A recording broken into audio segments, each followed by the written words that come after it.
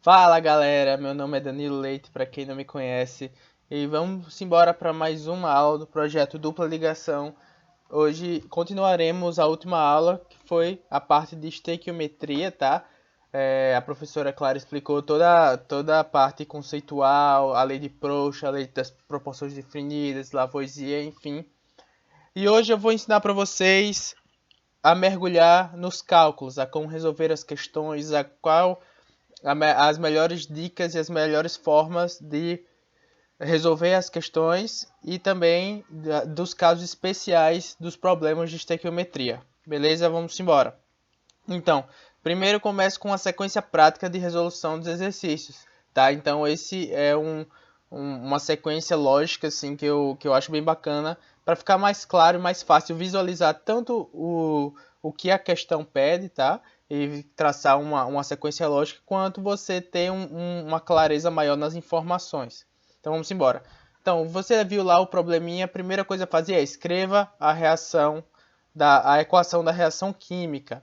Então, se ela não vier lá no problema, você tem que escrever, tá? Segundo passo é balancear. Então, os coeficientes indicarão a proporção em mols existente entre os participantes da reação. Então, sem balancear, você não consegue fazer nada nas questões de estequiometria, porque é justamente o balanceamento que vai ditar a proporção dos reagentes e produtos nas reações. Então, caso exista mais de uma reação, sendo as mesmas sucessivas, devemos somar as equações para obter uma única equação, a global ou a total. Ou seja, tem certos casos, por exemplo, em alguns processos químicos, que as reações, para você conseguir produzir um produto, você precisa partir de um reagente e fazer várias reações intermediárias até finalmente chegar ao produto final que você quer. E aí, nesse caso aqui, a gente coloca para você escrever todas as reações e somá-las, né? Fazer com que todas elas fiquem expressadas em uma reação que a gente chama de reação global, reação total. E aí você consegue visualizar a resolução do problema de forma mais fácil. A quarta dica é estabelecer uma regra de 3 a partir da relação fundamental. Isso aqui vai te ajudar demais.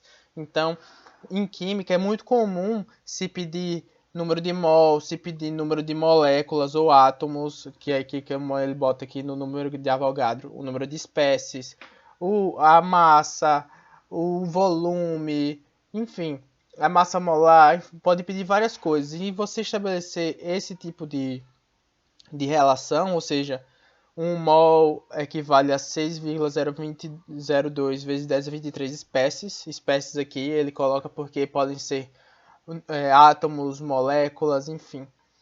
Aqui também, ó, número de átomos, e esse número de átomos é equivalente a uma massa em gramas, que é equivalente a 22,71 litros nas CNTP, ou seja, tudo isso é igual.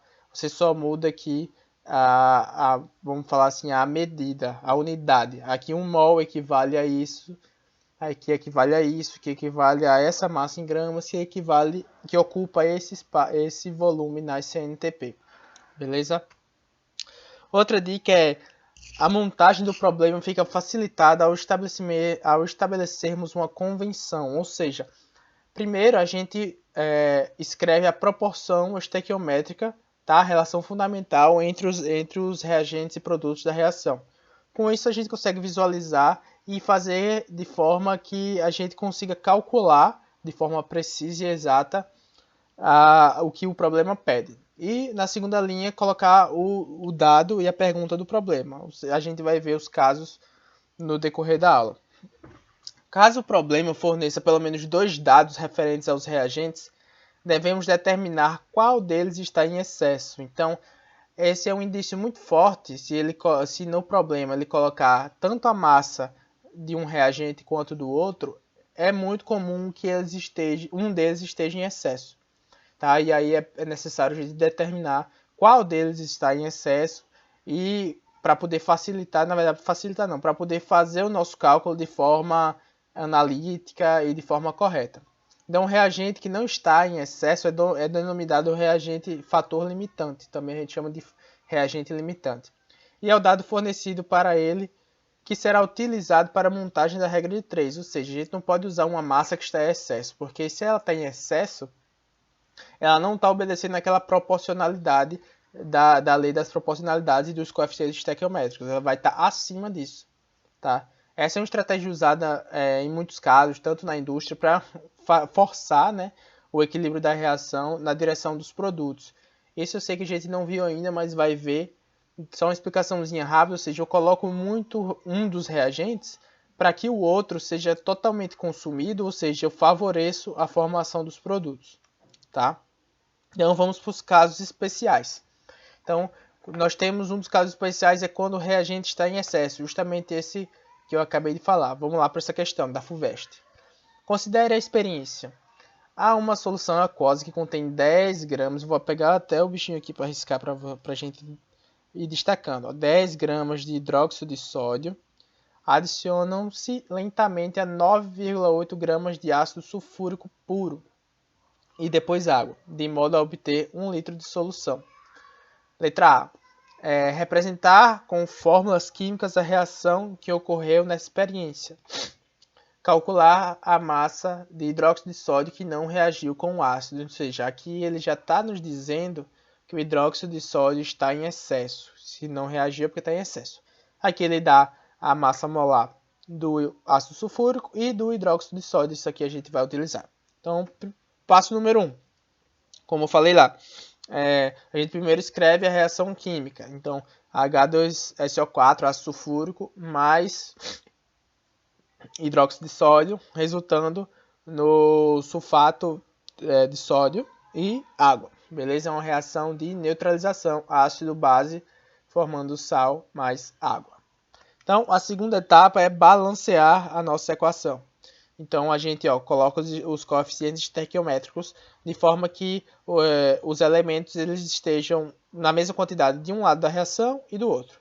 Então, aqui a gente pode ver que uma molécula ou 1 mol de ácido sulfúrico reage com 2 mols de hidróxido de sódio, formando 1 mol desse sal, né, do sulfato de sódio, mais 2 mols de água. Então, esses coeficientes estequiométricos ditam quais são as proporções da nossa reação. Então, isso é muito importante. O passo 3, a gente vai escrever a proporção estequiométrica em mols. Como ele só quer saber aqui, né, calcular a massa de hidróxido de sódio que não reagiu, então a gente vai fazer uma relação entre o ácido sulfúrico e o hidróxido de sódio. Aqui a gente está vendo que 1 mol de ácido sulfúrico reage com 2 mols de hidróxido de sódio. Passo 4. Constituir os dados fornecidos na proporção estequiométrica. Então é isso aqui, a gente vai organizar a nossa regra de 3 agora. Está vendo aqui, 1 mol de ácido sulfúrico reage com 2 mols de hidróxido de sódio. Então aqui ele já coloca a massa molar em gramas. Aqui, tá vendo? Então 98 gramas, que equivale a 1 mol de ácido sulfúrico, ele vai reagir com 2 mols de hidróxido de sódio, que aqui também já tem a massa molar dele, grama por mol. Então aqui esse 2 multiplicando porque é uma reação de 1 para 2. E aí a gente coloca aqui 9,8 gramas de ácido sulfúrico, que é o reagente limitante, ou seja, aquele que vai ser totalmente consumido, está para X. Então, essa conta a gente faz para descobrir qual é a equivalência real para se consumir 9,8 gramas de ácido sulfúrico, quanto de hidróxido de sódio eu preciso. Tá? Então, aqui a gente consegue calcular através da regra de 3 aqui, né, os meios pelos extremos, o 9,8 vezes isso aqui, e o x vezes isso, depois o 98 vem dividindo aqui, e a gente encontra 8 gramas de hidróxido de sódio. Então a gente percebe que a quantidade estequiométrica seria 9,8 gramas, reagir com 8 gramas. Só que aqui, percebam que ele colocou 10 gramas de hidróxido de sódio, ou seja, tem mais do que 8, então ele está em excesso, né? Então é isso que a gente vai falar aqui, determinar um reagente em excesso. Como as substâncias não reagem na proporção que misturamos, mas reagem na proporção estequiométrica, a substância em excesso é o hidróxido de sódio, pois a massa misturada é 10 gramas, foi maior do que a massa necessária para completar a reação de 8 gramas. Então, para determinar a massa excedente, né, na verdade, a gente, nesse caso, encontraríamos um valor maior do que a massa do ácido sulfúrico misturado inicialmente. Esse fato indica que o ácido sulfúrico é o reagente limitante. Então, aqui ele coloca 98 gramas de ácido sulfúrico reagiriam com isso.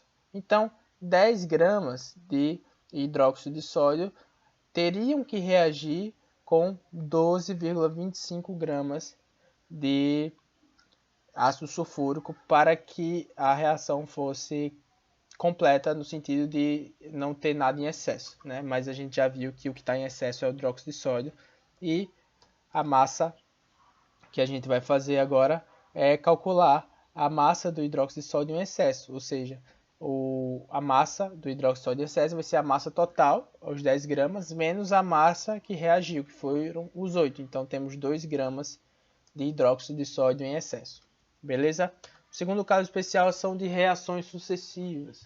Então, o ácido sulfúrico em produção industrial resulta da reação representada pelas seguintes equações. Então, percebam que a gente tem como matéria-prima o enxofre para produzir o ácido sulfúrico.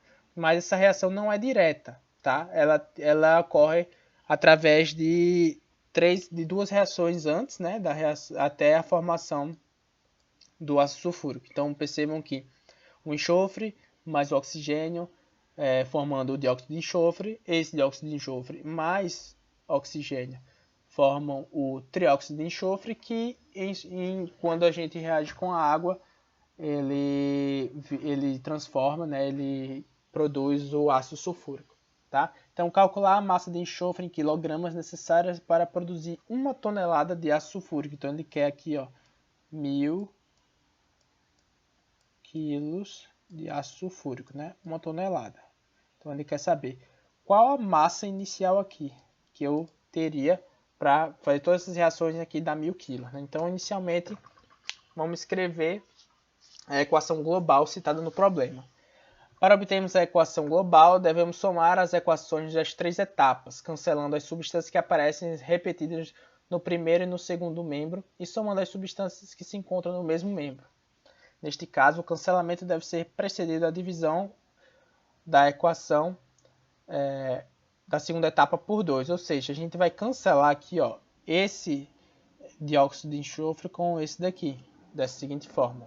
A gente divide essa equação, a segunda equação aqui, por 2, tá? O que resulta em tenho só um dióxido de enxofre mais meio O2, dando o trióxido de enxofre.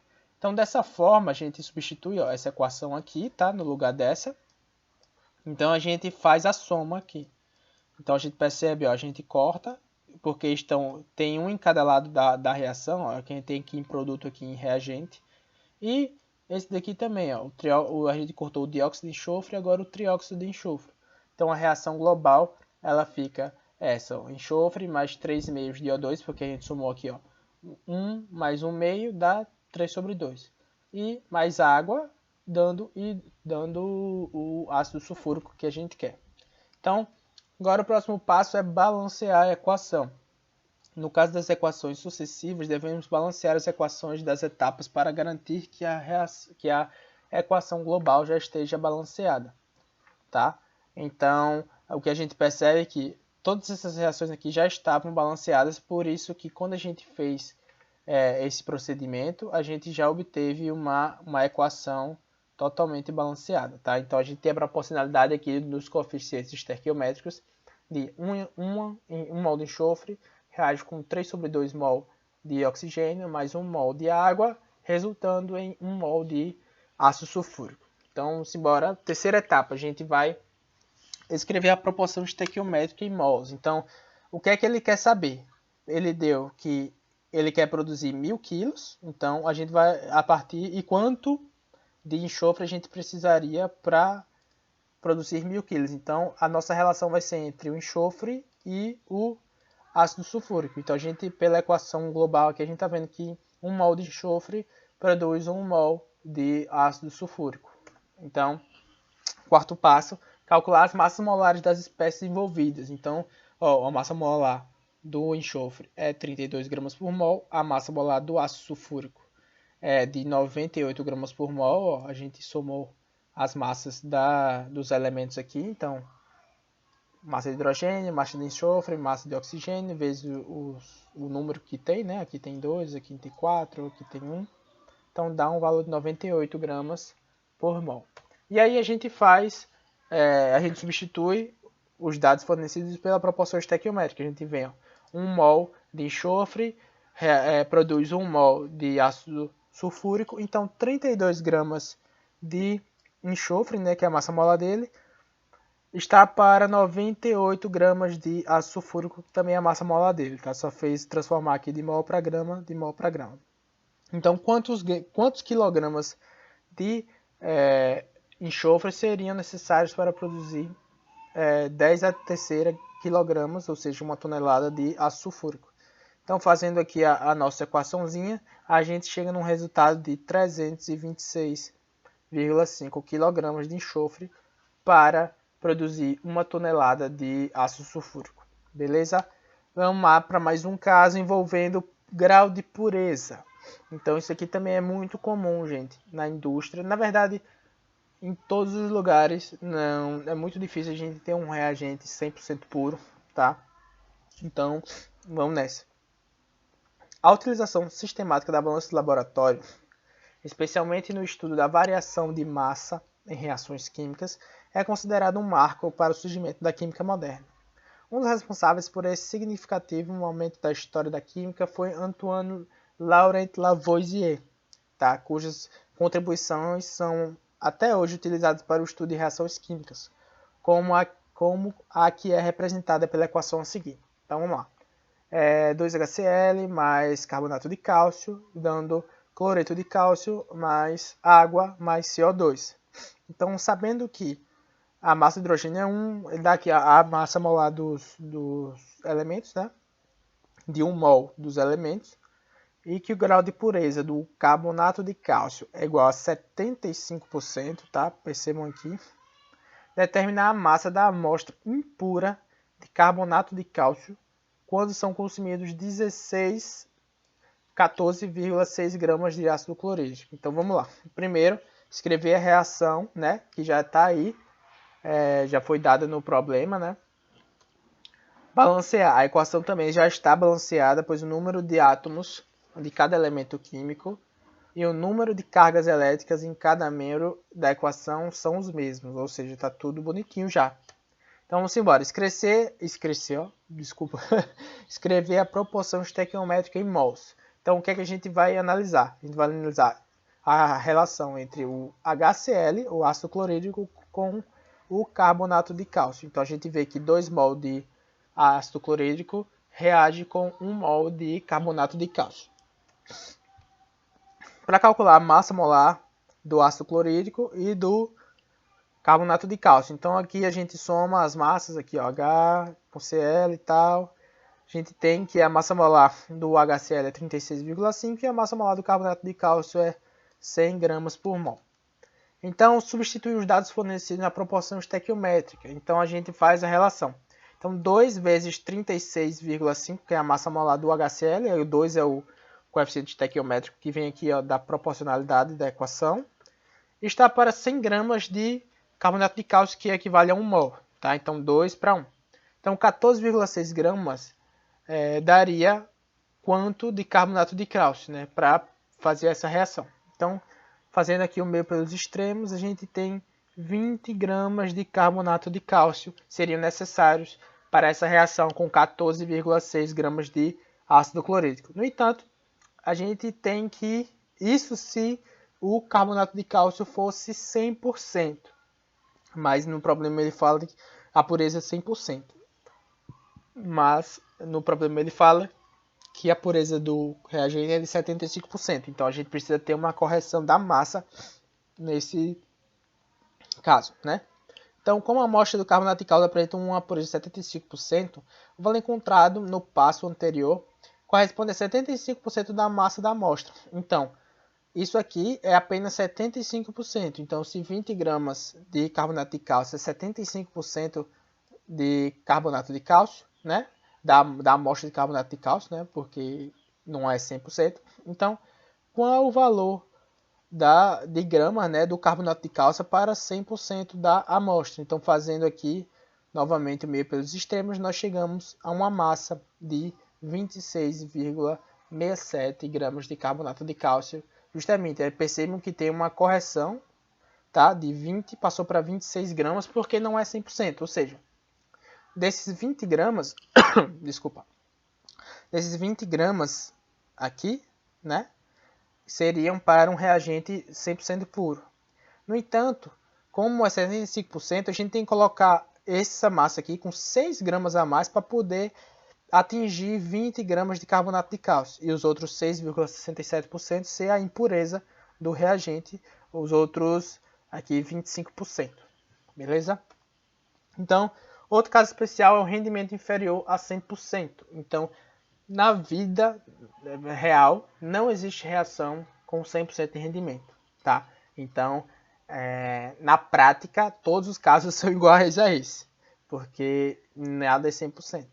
Mas, enfim, cada problema é um problema e vocês têm que observar muito bem as condições. Então, vamos para outra.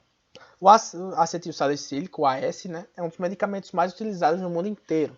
Sua obtenção pode ser feita por meio da reação do ácido acetilsalicílico, pode ser feita por meio da reação do ácido salicílico com o ácido acético, catalisada pela presença de um ácido forte. Então aqui ele já deu a nossa reaçãozinha aqui, o ácido aqui, né, o ácido salicílico reagindo com o ácido acético em meio ácido, se transformando, né, produzindo o ácido acetilsalicílico mais água. Então, supondo que essa reação ocorra com um rendimento de 80%, que ele já deu, ó, determinar o número de moléculas, então, ó, o número de moléculas, gente, prestem atenção, de aspirina, ou seja, de ácido acetilsalicílico, produzidas quando se faz reagir 27,6 gramas de ácido salicílico com ácido acético suficiente. Então, ele deu essa massa e perguntou o número de moléculas que é produzido desse composto, né, do AS, com 80% de rendimento. E aqui deu os dados aqui das massas. Então, vamos embora. Primeiro passo, escrever a reação, já está escrita. Segundo passo, balancear a reação, já está balanceada. Então, os dois primeiros passos já foram dados na nossa questão.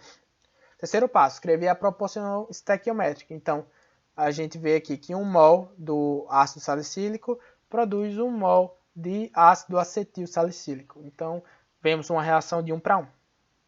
Quarto passo, tá? Calcular a massa molar do ácido salicílico. Então, a gente vai ver aqui, calcular pela soma de da massa de todos os elementos, tá? Então, a gente vê aqui que a fórmula dele é C7H6O3. Então, fazendo aqui, a gente tem que a massa do ácido salicílico é de 138 gramas por mol, tá?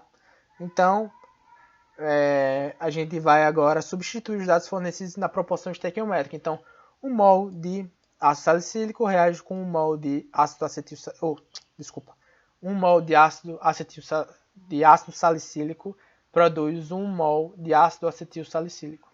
Então, 138 gramas tem 6,02 a 23 moléculas produz, né, o número de Avogadro aqui, 6,02 10 a 23 moléculas do AS. Então, se 27,6 gramas produzem quantas moléculas? Então, aqui a gente faz um cálculo teórico, tá? Como se o rendimento fosse 100%, como se a gente tivesse 100% de rendimento, então nós teríamos um total de 1.204 vezes 10 a 23 moléculas de AS. No entanto, a gente está vendo, né, que a reação não é 100%, como no problema fala, ele é 80%. Então, nós fazemos a outra regra de 3. Então, a gente pega esse aqui, que é o rendimento teórico, tá? Se for, equivale a 100%, porque aqui a gente fez esse cálculo admitindo que a reação é 100% de rendimento. Então, 1.204 vezes 10 a 23 moléculas de AS seria se tivéssemos um rendimento 100%. Quantas moléculas de AS nós teremos com um rendimento de 80%? Então, fazendo novamente aqui a regra de 3, temos que a resposta dessa questão é 9,632, aqui é vírgula, né, gente? 1,204 vezes 10 a 22 moléculas de ácido acetilsalicílico, beleza? Então, vamos agora para um exercíciozinho de fixação, tá? Agora eu queria que vocês dessem pausa no vídeo, tentassem fazer e que logo após eu vou continuar aqui e vocês podem corrigir junto comigo. Então, vamos lá para essa questão. Quando o gás amônia, NH3, interage com a solução aquosa de ácido nítrico, HNO3, forma-se uma solução aquosa de nitrato de amônio, NH4NO3, fertilizante de elevado consumo nacional. Admitindo a transformação completa, isto é, seu rendimento seja 100%, ó, gente, aqui ele foi bonzinho hoje, deu um rendimento 100%. Para obter 640 gramas de fertilizante, a massa de amônia que será consumida é em gramas igual a. Então ele deu aqui as alternativas, deu a massa molar do hidrogênio, nitrogênio e oxigênio. Então, primeiro passo é escrever a reação, tá? E juntamente com isso a gente escreve os dados da questão. O que é que ele nos disse? Que o rendimento é 100% e que o produto, a massa de nitrato de amônio que é produzido é de 640 gramas. Então ele quer saber quanto de amônia, né, eu preciso para produzir 640 gramas. Então o primeiro passo, a gente escreve a reação. Então, a amônia gasosa mais o HNO3 em solução, resultando no nitrato de amônio aqui, beleza? Segundo passo. Na verdade, o segundo passo seria o balanceamento, mas a gente já percebe aqui que a reação já está balanceada. Terceiro passo, a questão dos equivalência. Então, nós temos que 1 mol de NH3 produz, na verdade, 1 mol de nitrato de amônio. Então, a gente percebe que a reação é de 1 para 1. Quarto passo. Então, a gente coloca aqui as relações. Então, 1 mol de NH3 produz 1 mol de nitrato de amônio. Então, 17 gramas de NH3, que é a massa molar, tá, da amônia, produz 80 gramas de nitrato de amônio, que é a massa molar do nitrato de amônio, 80 gramas. Então, quanto de amônia seria necessário para produzir 640 gramas? Então, aqui a gente tem a nossa regra de 3, tá? Então, o quinto passo é justamente fazer essa multiplicação, 17 vezes 640, dividido por 80, aqui é 80, tá, gente? Me perdoem. Aqui, ó, 80. Então, dá uma massa de 136, então temos a resposta, a letra C, beleza? Segundo exercício da FUVEST, o cromo metálico pode ser produzido pela redução do Cr2O3 com o alumínio, segundo a equação. 2 mols de alumínio mais 1 mol de Cr2O3 está produzindo 2 mols de Al2O3 mais o cromo metálico. Suponha que a reação é completa, né? A massa de cromo produzida pela reação de 5,4 kg de alumínio com 20 kg de Cr2O3 é. Então, atenção, gente. Lembra o que eu falei lá atrás? Quando o problema nos dá a massa tanto de um reagente quanto do outro, é sinal de que nós temos um caso daquele de reagente em excesso. Então, vamos observar. Então, levando em conta, né, a gente inicialmente no passo 1 e 12, a gente já está aqui com ele pronto, que a reação já está aqui, já está balanceada. Então, vamos direto para o passo 3. Então, levando em conta a equação, temos que 2 mol de alumínio, tá, reage com 1 mol de Cr2O3, conforme a equação nos diz. Então, repetimos os coeficientes estequiométricos e multiplicamos pela massa molar, que nesse caso do alumínio é 27 gramas e do Cr2O3 é de 152 gramas. Lembrando que aqui a gente soma a massa dos elementos para dar a massa molar da molécula. Então, 5.400 gramas, que equivale a 5,4 quilos, que foi o que ele deu, produz quanto? Né? Quer dizer, reagiria com quanto? Então, nós temos que reagiria com 15.200 gramas, que equivale a 15,2 quilogramas. E a gente percebe que o CR2O3 está em excesso, porque era para ele reagir apenas com 15,2 e ele botou 20, né? Então a gente percebe que esse reagente está em excesso. Então aqui, como ele fala aqui, interpretação do resultado, em que nós temos um excesso de 4,8 kg, porque o excesso vai ser a massa total, a massa que ele colocou, que é 20 kg, menos a massa que reage, que é 15,2. Então a gente tem uma massa em excesso de 4,8 kg de CR2O3. Você poderia pensar o contrário, né? Então, que fazer, em vez de utilizar aqui os 5.400 gramas, a gente ia utilizar os 20.000 gramas, os 20 quilos, para saber quanto seria necessário para reagir com esse CR2O3. Então, beleza, a gente pode fazer isso. Então, a gente faz a mesma relação. 2 vezes 2,27 gramas do alumínio, que é a massa molar, reagiria com 152 gramas, que é a massa molar do CR2O3. E quanto reagiria de alumínio para uma massa de 20.000 gramas? Então, a gente encontra que seria necessário 7.105 gramas de alumínio ou 7,1 kg de alumínio. Se a gente comparar aqui com os dados da reação, a gente vê que para 20.000 era para usar 7,1, quer dizer, para 20 kg de CR2O3 era para utilizar 7,1 kg de alumínio, mas ele só utiliza 5,4. Então aqui a gente consegue observar o alumínio como reagente limitante e o CR2O3 como reagente em excesso. Beleza? Essa aqui foi só uma parte didática para vocês entenderem um pouco mais a relação entre reagente limitante, reagente em excesso, enfim. Analisando esse resultado, percebemos que o CR2O3 está totalmente consumido, ele precisa de 7,1 gramas de alumínio, que eu acabei de falar. Então, portanto, o CR2O3 é um reagente em excesso e o alumínio é o limitante. Logo, qualquer quantidade de produto a ser calculada deve ser feita com base no alumínio, ou seja, a gente calcula com base no reagente limitante a massa do produto que vai ser produzida. Então, vamos lá. Então, 2 mols de alumínio reagem com 2 mols de cromo, pela equação aqui. Então, a gente corta o 2 com 2 e a gente vê que é uma reação de 1 para 1. Né? A gente tem um 2 aqui porque é do balanceamento da equação. Mas fica equivalente, 2 e 2 é a mesma coisa de 1 e 1. Né? Então, 27 gramas a massa molar do alumínio está para 52 gramas a massa molar do cromo. Então, 5.400 gramas, que foi o que ele utilizou do reagente limitante, que é o alumínio, está para Z aqui, né?